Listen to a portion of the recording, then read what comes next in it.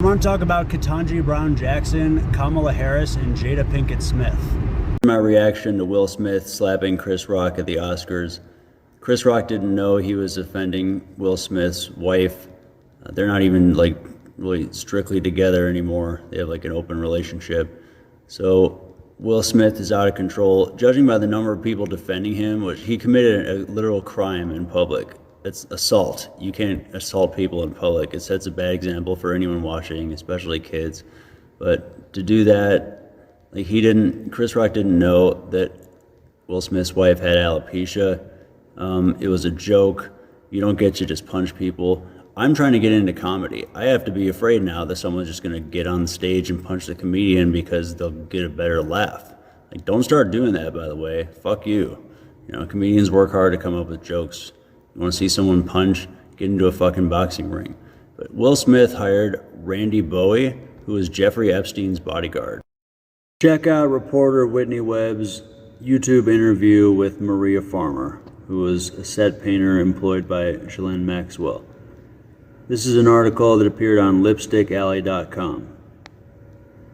And there used to be a video above this paragraph. This is an interview with one of Epstein's earliest victims, Maria Farmer, the first to expose him and Ghislaine in the 90s. Maria was an artist who was basically pimped out to Epstein by the dean at her art school, Eileen Guggenheim. By the way, that is not the same as the Guggenheim Art Museum people. It's a different family. Eileen Guggenheim was posing as the other Guggenheim, essentially, just leading people to assume that she was a different person. Both her and her underage sister were eventually abused by Epstein and Ghislaine Maxwell. Maria, for a period, was held captive in a mansion owned by Les Wexner, head of Victoria's Secret, where she was starved and had armed guards, trained dogs, and cameras watching her every move. During this time, she was terrorized by a man called Randy Bowie, who was Epstein's bodyguard and possible hitman. When Maria found out Epstein abused her sister and stole private photos of her, she attempted to leave. Randy Bowie attacked her and threatened to kill her. She managed to escape by locking herself in her room and calling everyone she knew. Decades later, when everything was exposed and Epstein, quote-unquote, committed suicide, Jada Pinkett Smith approached her for an interview. That's approached Maria Farmer for an interview about Epstein, I guess, for Red Table Talk. But as soon as Maria mentioned Randy Bowie, things got awkward and Jada ghosted. Maria later found out that Randy Bowie is currently Will Smith's bodyguard. Randy Bowie's securities firm is allegedly the same one being used by Meghan Markle. That's the wife of the younger Prince of England, who was recommended from Tyler Perry. Randy also used to be a bodyguard for Taylor Lautner. I think he was in Twilight. Robert Pattinson, Ozzy Osbourne, Angelina Jolie, Tom Cruise, Cameron Diaz, and has ties to Israeli intelligence. So keep this in mind when you hear stories asking why Will Smith would do something so violent in public. It's because he's the kind of guy who's willing to employ Jeffrey Epstein's former bodyguard, a man who may have killed children who attempted to escape from Jeffrey Epstein, which is pretty much what Maria Farmer strongly implied, if not directly said. So Will Smith would possibly employ a child murderer as his bodyguard, as his family's bodyguard. He might be employing a man who's killed children to protect his own children. So it's possible that Will Smith knew Jeffrey Epstein, or that Jada Pinkett Smith knew Epstein and heard from Epstein that this guy Randy Bowie is going to be available. We don't know how close Will Smith and Epstein are connected, but they both know Randy Bowie. It's very interesting. And what kind of psycho would hire a child murderer to be in charge of protecting his children? That's something we should be asking. Something else interesting I wanted to point out, I'm not saying this is really connected. I know this might seem kind of like a leap or a tortured connection here, but there's a 2006 movie that Will Smith was in called The Pursuit of Happiness, where his character spends a year homeless, and then he makes money by selling medical devices. Well, coincidentally, 3 years later, we had Obamacare, which is largely funded by a tax on medical devices. So why is it that this movie had a budget of $55 million, and then 3 years later, we want to tax the thing that this guy's trying to sell? Which, by the way, would make him and people like him, medical device salesmen, poor. If you tax sales, of goods, people are going to buy less of it. And then hospitals will have less medical devices, and they won't be able to diagnose people's illnesses correctly. And then they can get sued for medical negligence or medical malpractice. And then that invites expensive lawsuits. And oh, now I get it. The lawyers and the politicians want to tax medical devices so that no one can get a correct diagnosis, an early diagnosis, and their medical bills skyrocket, and they can have expensive lawsuits against doctors. I am not saying there's a direct connection between pursuit of happiness and Obamacare, but medical device taxation, like you got to look at that. You got to look at the DC Hollywood connection. A little bit more about Chris Rock. There's some theories out there that he braced for impact, judging by the fact that he made this face. And there's also some like diagrams of how this is all part of their training. Every time that an actor is involved in some kind of altercation, the Jussie Smollett thing, everyone piles on to say it's not real, it's their actor training, he can possibly be crying for real, all this crap. So I don't know if this was staged or not. I'm going to be honest, I don't know. But here's a little bit more information that might help you figure out what's real and what's not. Chris Rock has a learning disability. It's been compared to autism, shares some symptoms with autism and Asperger's, but it's a different disorder. He has a learning disorder. It makes it difficult for him to tell what emotions people are conveying, I guess. It's a nonverbal learning disorder. Underwent 9 hours of cognitive testing and was diagnosed with nonverbal learning disorder, NVLD. And he says all he understands are the words. He has difficulty with verbal strengths, visual, spatial, motor, and social skills. Difficulty with visual, spatial, or motor. Generally, doesn't mean Chris Rock has that specifically, but seems he can't really tell. It would make sense if he couldn't tell that Will Smith was about to hit him because Will Smith wasn't saying anything to him. He couldn't understand what Will Smith's intentions were since Will Smith wasn't explaining himself. So I don't know whether he knew the hit was coming. I'm leaning towards no. I don't think they were trained to, I don't think they rehearsed that hit. It certainly looks like it if you suspect actors are trying to, merge reality with fiction, which I totally understand. And here's another thing. Speaking of merging reality with fiction, there have been dozens of movies about multiple personality disorder, which has also been called split personality, and now it's known as DID, dissociative identity disorder. There's dozens of examples. And this is a theme that's explored in the 1984 movie Angel, which is what people say, and definitely is, what Hannah Montana is based on.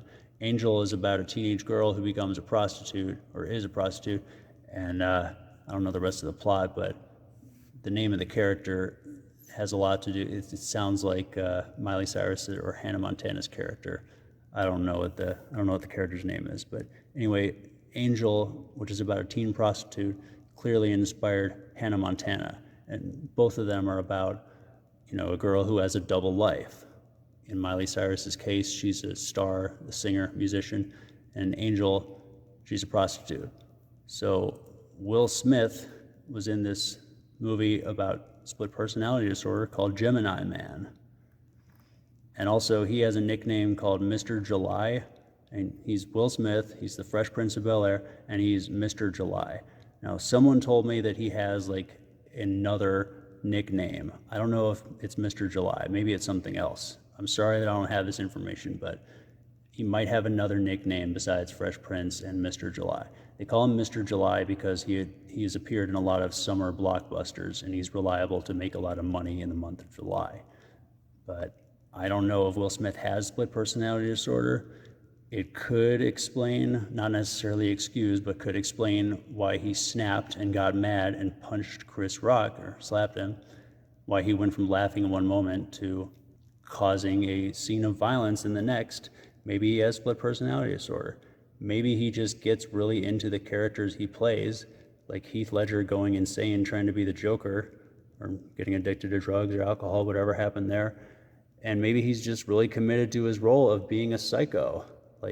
There have been videos speculating that he was trying to be more like the guy that I think it was Venus and Serena Williams' father or something. He won the Oscar for playing. I don't know. He was trying to be more like that guy. That's the theory. So he's either trying to look like a tough guy for his ex-wife. He's trying to deal with the shame of being cheated on.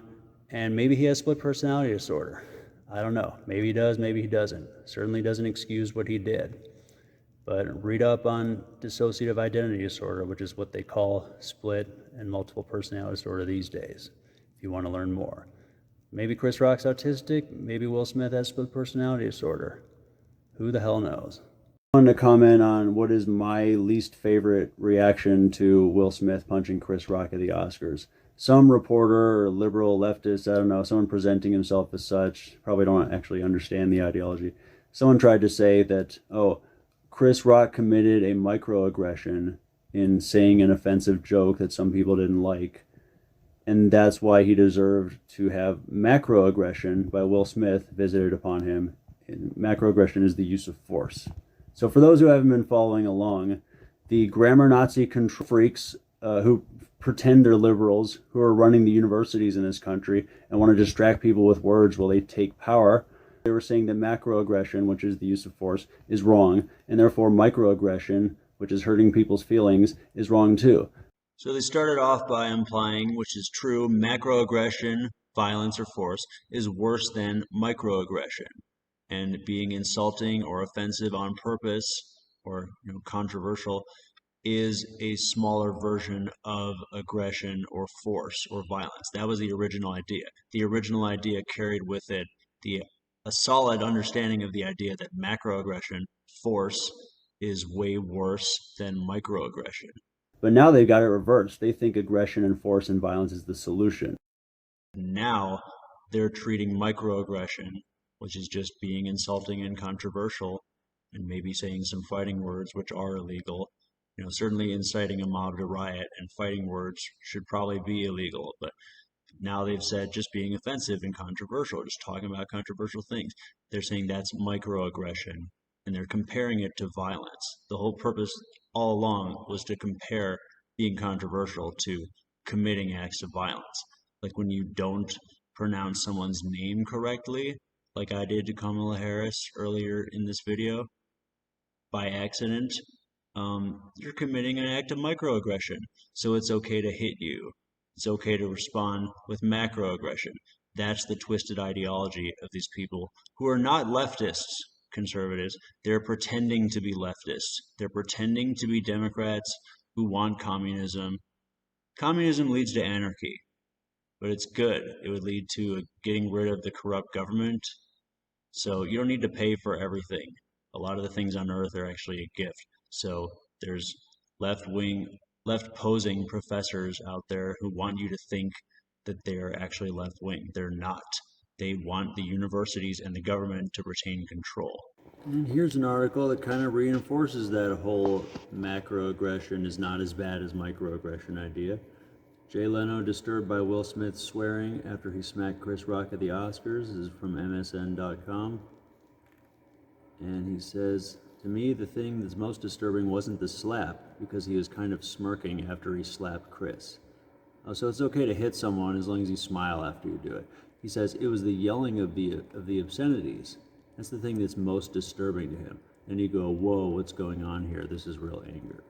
And maybe he meant, the swearing makes it clear that he's frustrated about something.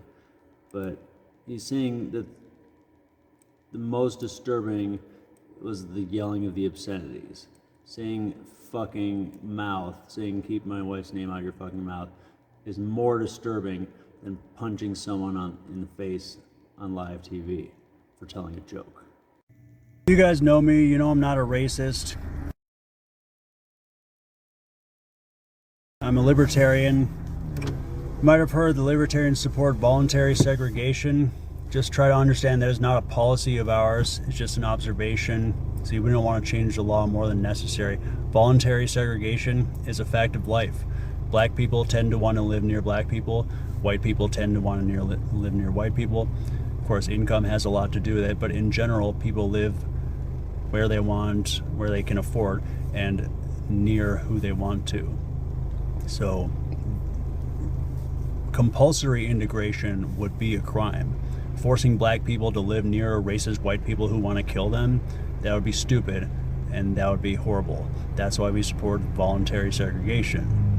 Not that we need more segregation in society or anything, but some people want to keep to themselves. I am one of the kinds of people who likes to keep to themselves.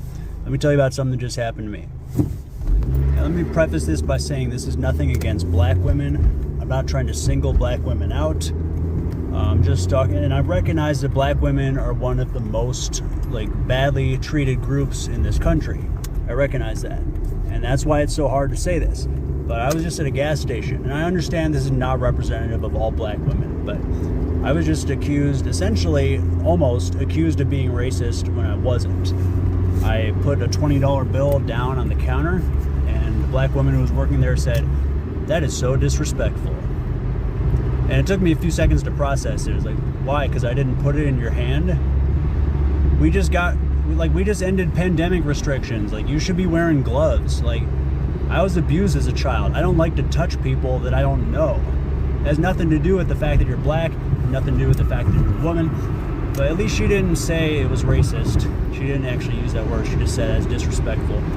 But she said, "That's so disrespectful." And I'm just thinking, what disrespectful is it?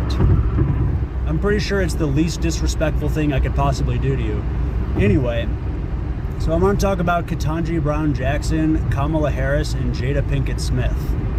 Now, when there's a group in society that needs more recognition and needs more authority that's rightfully vested in them, needs more credibility, that's fine as long as they earn it and don't cheat, and as long as individuals prove themselves worthy of those things. Jada Pinkett Smith, Ketanji Brown Jackson, and Kamala Harris have not proven themselves worthy of power, authority, or credibility or success.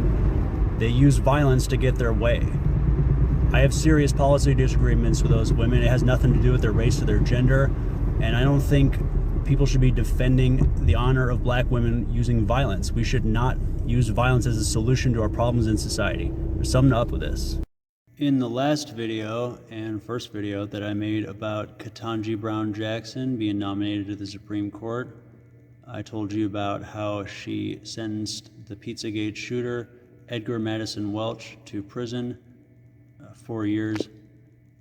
And I wanted to tell you about something else. There was someone else involved in Pizzagate who moved up. This has nothing to do with Ketanji Brown Jackson, but Peter Newsham was one of the 5 police officers charged with investigating Pizzagate, basically, the shooting that happened inside the Washington, D.C. Comet Ping Pong Pizza owned by James Alefantis. And yeah, so this is Peter Newsham, one of the 5 officers assigned, and he was involved in investigating the murder of Seth Rich, which was a big high-profile DNC thing in 2016, Washington Navy Yard shooting, and Chandra Levy, which some conspiracy sources say was connected to the Oklahoma City bombing, that Chandra Levy, her or Gary Condit was trying to get McVeigh out early, or I'm not really sure what happened with that. These are really serious scandals that happened that didn't really get resolved, and this guy was in charge of investigating it and also investigating Pizzagate. Makes you think. So Peter Newsham moved up to chief of police after he was one of just 5 police officers assigned to the Pizzagate case. Now he's the chief of police of the entire Metropolitan Police Department of the District of Columbia. They're saying that child sex abuse scandals, child rape scandals with politicians, QAnon is weaponizing these scandals. Well, if you knew the giant lists of Republicans and Democrats who have been accused of raping children and teenagers, you would know that QAnon, if they were trying to weaponize child sexual abuse scandals for political purposes, they're doing a pretty shitty job of it, considering how many there are. There's dozens and dozens and dozens of them. And this woman is letting civilians, maybe even judges too, who knows? She's letting civilians share child pornography with each other and mock the victims, and she thinks those people deserve lenient sentences. This has nothing to do with her identity. They're trying to make it all about identity politics. And here's how I know. Here's a black woman. I'm going to show you a video by a TikTok user. And that is the utter stupidity that, I mean, while I'm at it, I'm so angry I could cry, because we're talking about children. We're talking about babies here. And our freaking community is propping up somebody who has taken it upon herself to choose to protect predators of children.